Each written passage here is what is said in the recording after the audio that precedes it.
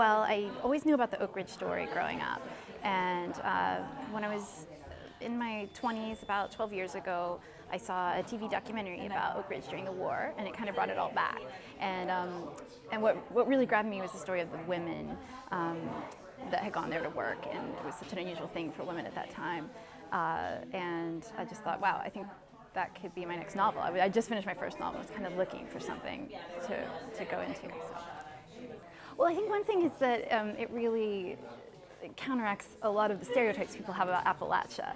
That you know what the stereotypes are, and people don't realize that there's a huge scientific laboratory here. That's not what people think of, and that this massive government technological scientific project happened here. And I think it's also a unique story about this part of the world that a lot of people I know from living in other places aren't familiar with. They're very surprised when they think of the making of the atomic bomb. They just think of Los Alamos, and they don't know that so much of it happened here in East Tennessee.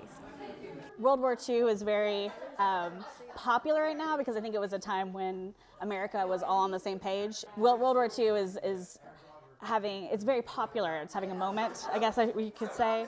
And so, especially with the Manhattan Project that brought people from all over the country to Oak Ridge, and they couldn't talk about it.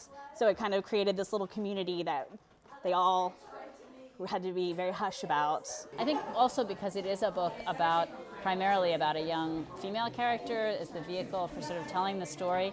And I'm an old female, so I went through that age of my life. So I think it's pretty cool to be able to sort of see that period of history through another woman's eyes, because I do think it was a unique time for women in this country, very different from the time that we're in now, and yet every woman goes through that experience of growing up and having to go through tragedy and come out of it.